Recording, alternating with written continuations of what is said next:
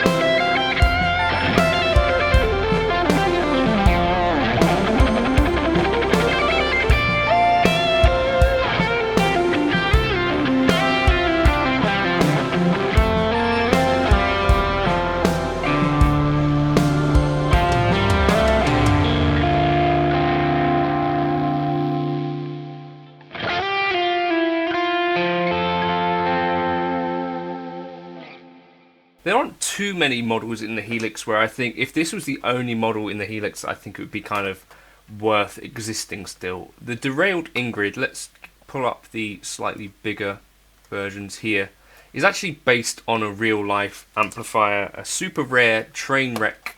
I've done other videos on this, but you know, I like to revisit stuff where it's something that I've been playing. So I was recording that intro for a buddy of mine, Andy, if you're watching, Andy. Because he sent me this solo from Avenged Sevenfold. Sevenfold? Sevenfold. It's obviously how you say that. I was like, okay, well, what would I record in that sort of vein? Because he wanted me to cover it, and I said I can't do that because I'll get demonetized. So I just did something like with the vibes of it. But it's got a bit more bites than my normal lead tone. The Trainwreck is an incredible amplifier, incredibly rare. I think even less Trainwrecks out in the wild than Dumbles, I think. Not quite as valuable, but still pretty bonkers. It's a non-master volume amp, so by default it's set at 8.5. You probably want to up that to 10 to get the most authentic experience.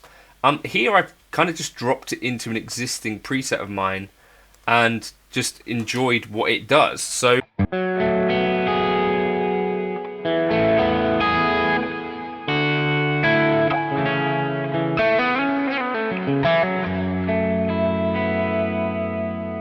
I just think it's got a really beautiful tone to it. So you can see here the drive is kind of set pretty low.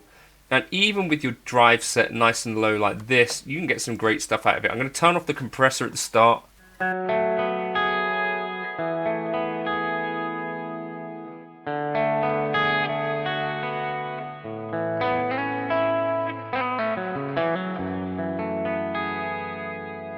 You can probably hear it basically wants to be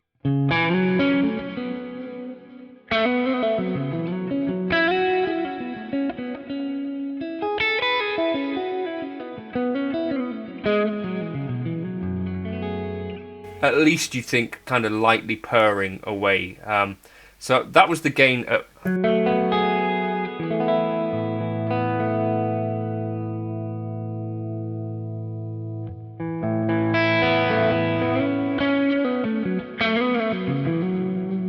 of 1.2, 1.5.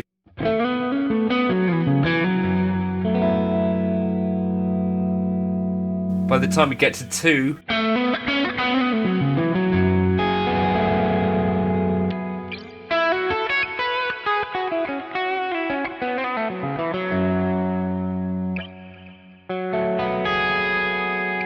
fair amount of gain. Let me just drop down the delay and reverb.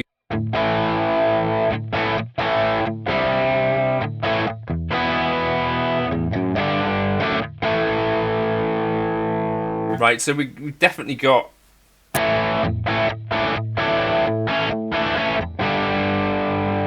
fairly girthy kind of amount of gain now, even on 2. So it is a real chunky boy. As we get up to 3, this is when you're going to start calling your gran.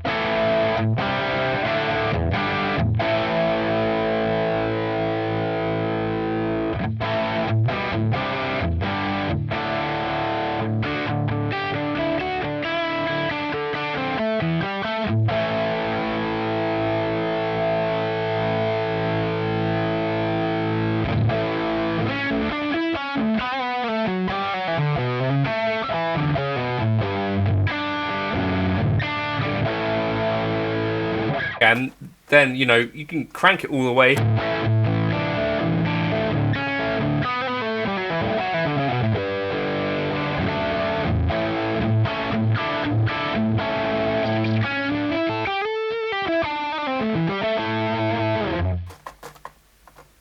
And it's still pretty awesome. So, as I say, let's just drop it down to 5. This bright switch here is a real key to opening this amp up. There's a 3-way bright switch on the real amp.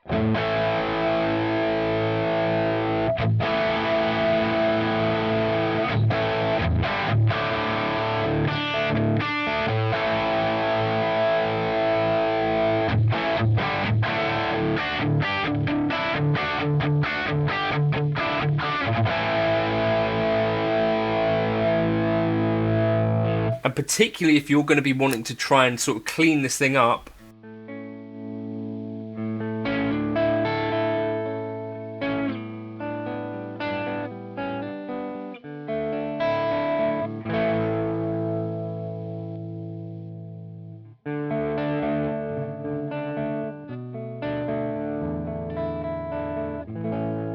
I would suggest chucking that bright switch onto at least position 1. And at that point, it then kind of does really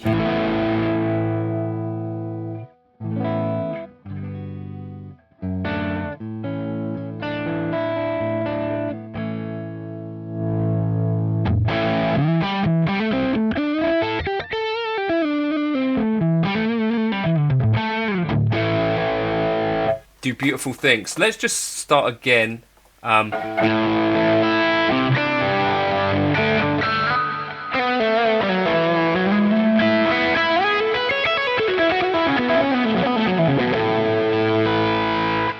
So it really does like being goosed up the front end, to put it a certain way as well. As you can see here, this red squeeze is giving us a lot of gain.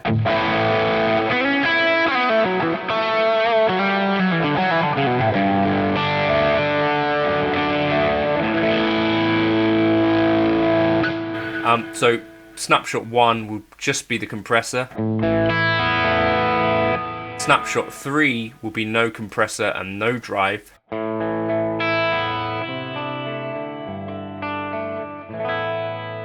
Snapshot 2 is kind of all of it.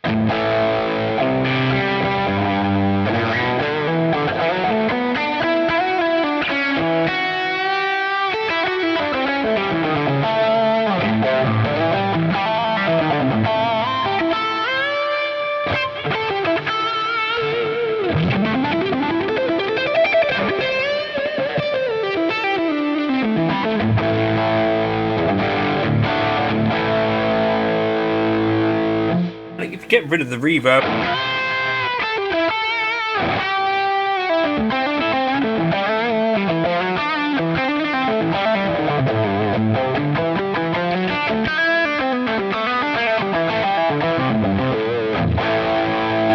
I think it's actually quite a modern kind of sound. Anyway, so other things that I've got going on, this red squeeze, as you see with those settings, I'm using a Les Paul right now, but with a Strat that works quite nicely as well. If you're finding it too gainy, you might want to drop that drive down and reduce the boost. Then I've got a top secret overdrive settings, 8.8, 8.3, that's a Dodd OD250. And again, finding it too gainy, drop those levels down. The amp itself has not got much gain on it in these settings, you know, relatively. So you might not need to dabble with this too much. I would say leave that bright switch on. Here I'm using the low-high shelf, as I often do, which if I was recording with it,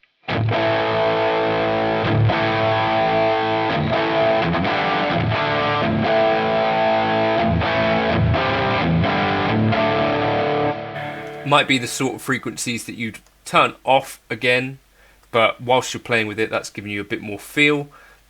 The Kali V30 sounds great with this amp, I think.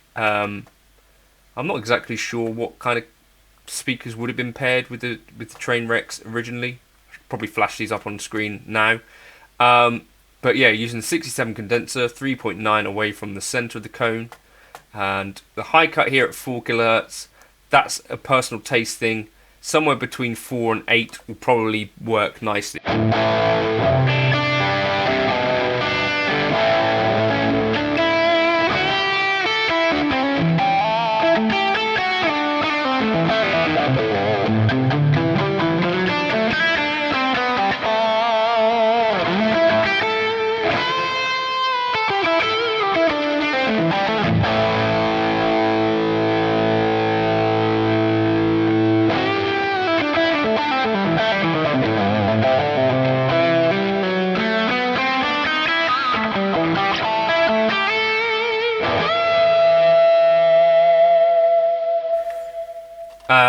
For me, 4 works quite nicely because I know that will translate pretty well over to in-ear.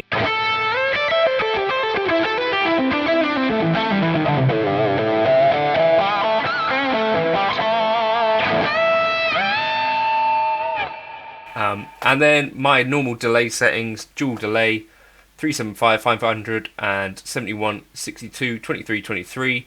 Drop that again for live use, it'd probably be down at about 18 to not get completely lost.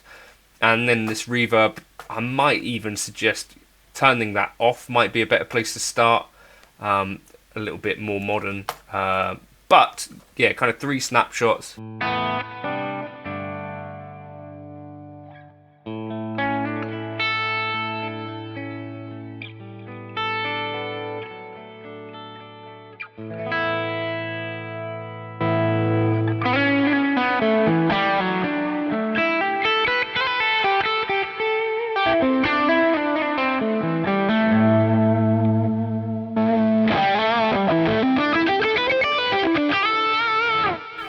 So let's just actually save that. Lead, medium, and then clean-ish.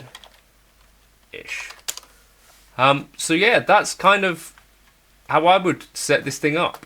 Use a noise gate for your heavier gain stuff, I would suggest. But yeah, I think it's a great amp. As I say, it's one of those things that I need to keep reminding myself of, because I use the litigator an awful lot. But this one, to me, is probably even more versatile.